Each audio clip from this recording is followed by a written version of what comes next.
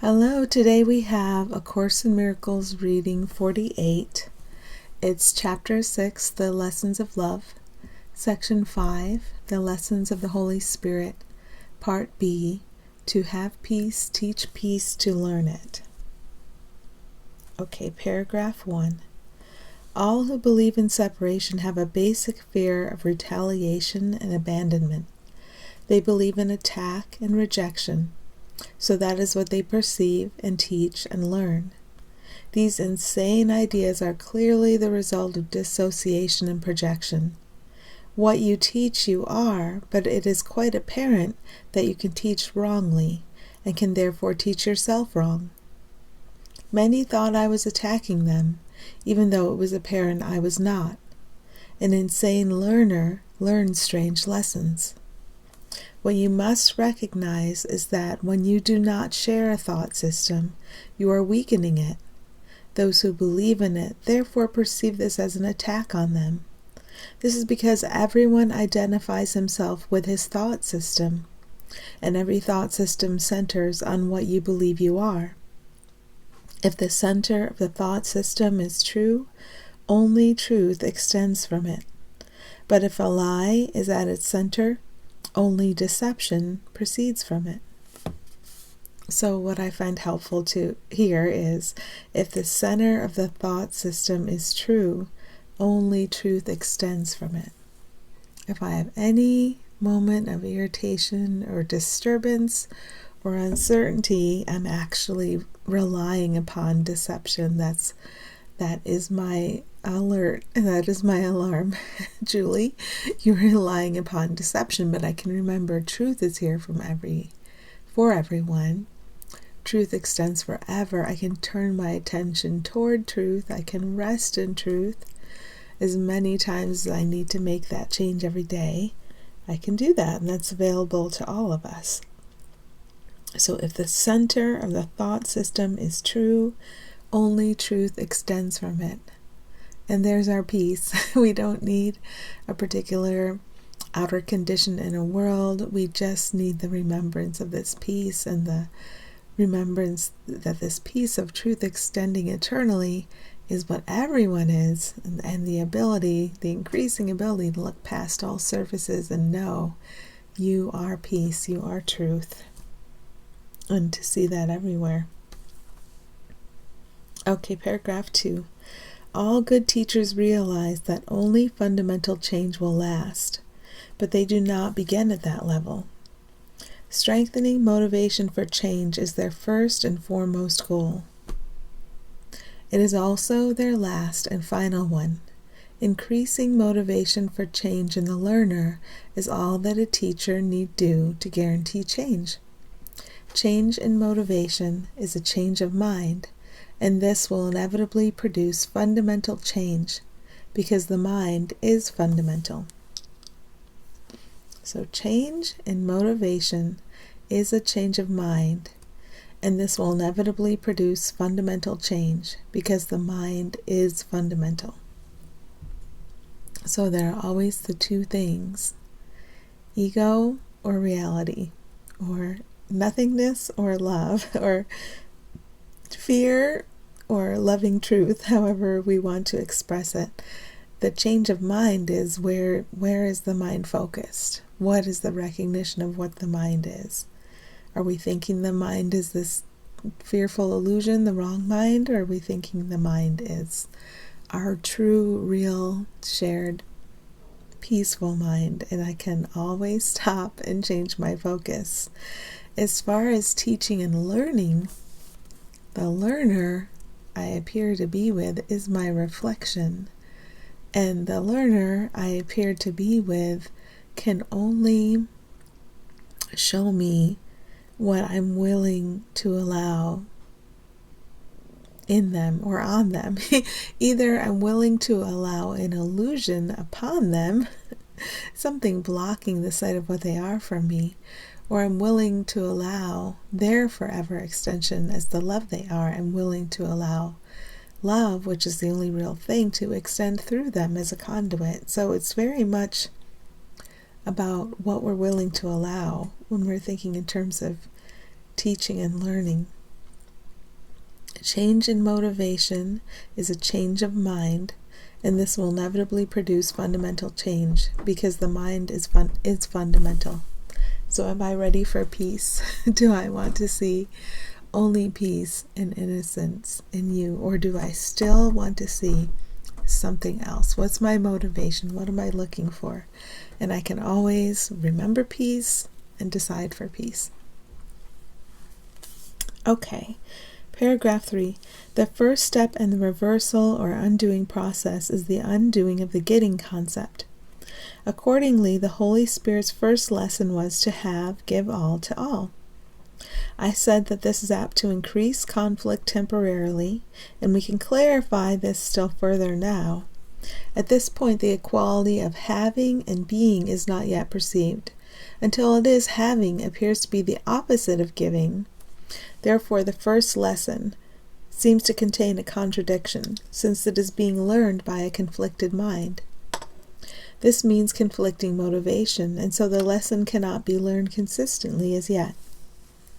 Further, the mind of the learner projects its own conflict, and thus does not perceive consistency in the minds of others, making him suspicious of their motivation. This is the real reason why, in many respects, the first lesson is the hardest to learn.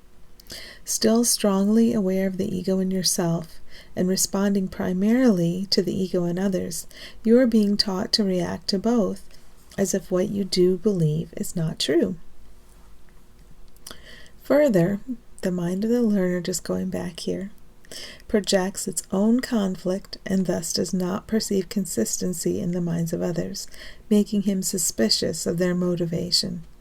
This is what I'm finding when I'm being aware of how I feel, and noticing the deep suspiciousness ego has of every self it sees as separate. And then I always have the opportunity to turn away from that back in toward our center, toward what we are, and toward allowing that to expand and extend. And whenever there's the tiniest defensiveness, the defensiveness that's part of the fabric of believing we're separate selves, whenever we're with or thinking about separate selves, that defensiveness, that's all about projecting conflict, or kind of throwing the idea of conflict or fear on you instead of allowing you to be the conduit for love you are.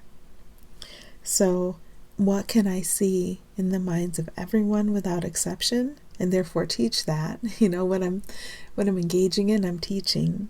I can see consistency in the minds of everyone without any exceptions, because Holy Spirit has to be there. If there's a mind, there's Holy Spirit. If there's Holy Spirit, there's peace.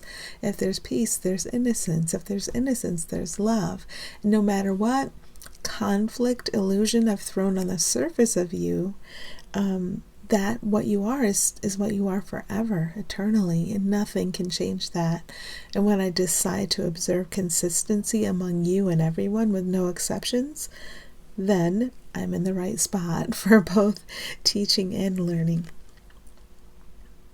The mind of the learner projects its own conflict and thus does not perceive consistency in the minds of others, making him suspicious of their motivation. So when I feel suspicious, that's my cue. I can say, there's the alert that I'm believing lies about this other, and what is the truth I can remember about every other? What joins us all? The truth of us all. Okay, paragraph 4. Upside down as always, the ego perceives the first lesson as insane. So the first is to have, give all to all. In fact, this is its only alternative, since the other possibility, which would be much less acceptable to it, would obviously be that it is insane. The ego's judgment here, as always, is predetermined by what it is.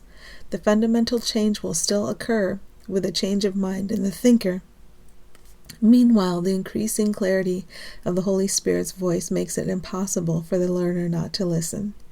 For a time, then, he is receiving conflicting messages and accepting both. And how do you know you're accepting both? Conflicting messages and you're accepting both. How you feel tells you. whenever I feel the least trepidation, insecurity, disturbance, fatigue, I'm accepting conflicting messages, and that's okay, because I know what to do when that happens, so that's fine. So meanwhile, the increasing clarity of the Holy Spirit's voice makes it impossible for the learner not to listen. I find all the relief here, because as we do our work of paying attention to how we feel, using that as an alert, realizing the thoughts we believe, setting those aside, reminding ourselves of the actual truth of our shared self over and over and over again, the Holy Spirit's voice does become more clear. And it is impossible not to follow it. It gets to the point where it's so obvious, it's easy to follow it. And so I find all the relief here. And isn't that all we want? Is just relief from this tension that is the ego we've imagined. Isn't it the only reason we would want something in the world? Because we think it would give us distraction or relief from this tension we've established as the illusions we're making. So that's very encouraging. The increasing clarity of the Holy Spirit's voice makes it impossible for the learner not to listen. So as we do our work, we pay attention to how we feel, we stay vigilant, we notice what we're thinking, we set it aside, we remind ourselves of truth. Holy Spirit's voice gets very clear, and everything's easier. Okay, paragraph 5. The way out of conflict between two opposing thought systems is clearly to choose one and relinquish the other. If you identify with your thought system, and you cannot escape this, and if you accept two thought systems which are in complete disagreement, peace of mind is impossible. If you teach both, which you will surely do as long as you accept both, you are teaching conflict and learning it. Yet you do want peace, or you would not have called upon the voice for peace to help you. Its lesson is not insane. The conflict is. So that's good to know. The conflict is insane. We can just set it aside and remember truth. So the way out of conflict between two opposing thought systems is clearly to choose one and relinquish the other. And it becomes easier as we're not trying to manage the world we're making so much from a place of ego, where it becomes clear to us that the change has to occur in the mind for any remedy we need to become apparent to us. And so we focus on the mind. The way out of conflict between two opposing thought systems is clearly to choose one and relinquish the other. So if I feel nervous, I'm believing a lie from ego, I have to set the lie aside. I have to choose the sane, innocent, holy voice of the Holy Spirit, which is always here and which can extend through everyone and everything, no matter what fear surface I've projected upon everyone, anyone or anything. The voice, the loving voice of Holy Spirit is always here and can extend through everything. There's our safety. There's our rest. There's the spot to which we can return whenever we feel the least disturbance. And when I'm not paying attention and not taking advantage of the opportunities I have, I will judge. I'll judge separate things positively or negatively and believe those have special significance. But sooner or later I'll notice, and I'll change the pattern, and I'll snap out of it, and I'll notice that resting with no opinion, with a willingness to remember the shared truth of everybody, the sameness of everyone and everything, feels much better. And so that's the motivation. Okay. Paragraph 6. There can be no conflict between sanity and insanity. Only one is true, and therefore only one is real. The ego tries to persuade you that it is up to you to decide which voice is true, but the Holy Spirit teaches you that truth was created by God, and your decision cannot change it. As you begin to realize the quiet power of the Holy Spirit's voice and its perfect consistency, it must dawn on your mind that you are trying to undo a decision that was irrevocably made for you.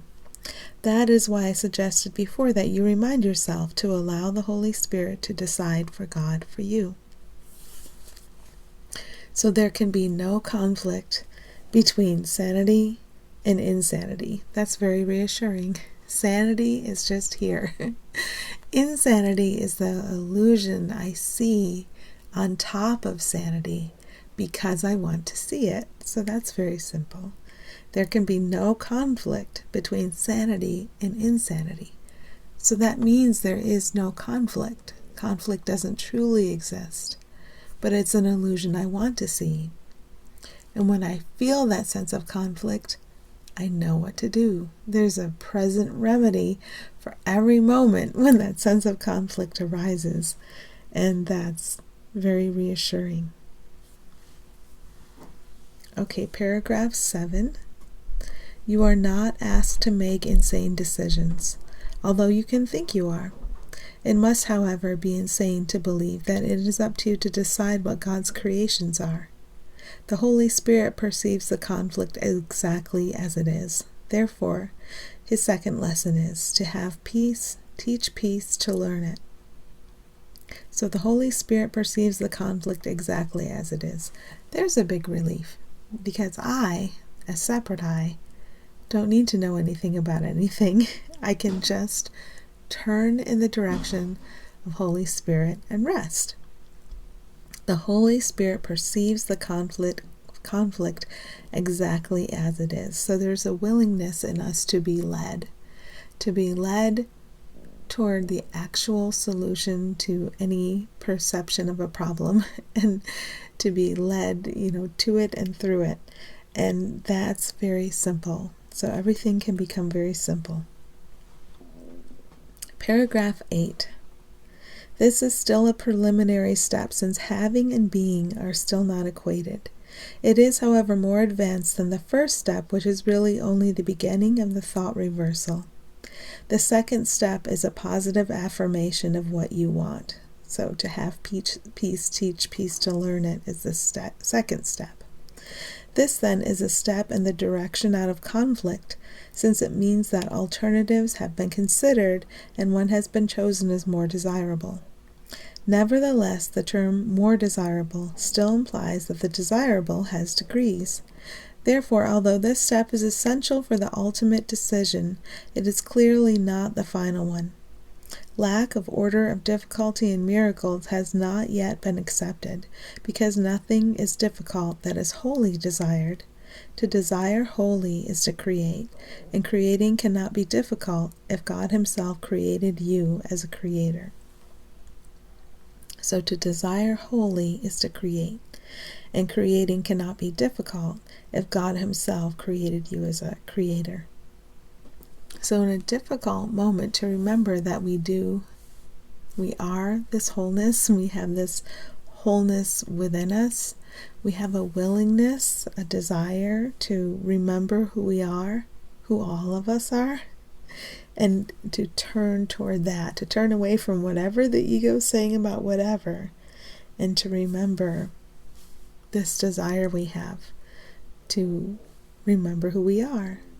That can be very helpful. It's like you always have this very, very helpful companion with you, and that companion is everyone else and everything else, and all of that's very reassuring. You might be experiencing the illusions we've layered on top of this helpfulness that's present everywhere, but it's okay, because it's just an illusion. To desire wholly is to create, and creating cannot be difficult if God himself created you as a creator. We're all creators. And when I feel disturbed, I'm making illusions. So what can you do if you're making illusions? Stop. It's very simple. Stop. Apply to turn toward that which is real in me, that which is quiet in me, and that which is quiet in everyone, and be led from there. Okay, paragraph 9. Paused for a minute and I'm back. So last paragraph, paragraph 9. The second step then, and just to review for myself, the first step is to give all to all. And the second step is to have peace, teach peace to learn it. So the second step then is still perceptual, although it is a giant step toward the unified perception that reflects God's knowing. As you take this step and hold this direction, you will be pushing toward the center of your thought system, where the fundamental change will occur. At the second step, progress is intermittent, but the second step is easier than the first because it follows. Realizing that it must follow is a demonstration of a growing awareness that the Holy Spirit will lead you on. And the healing is inevitable for all of us.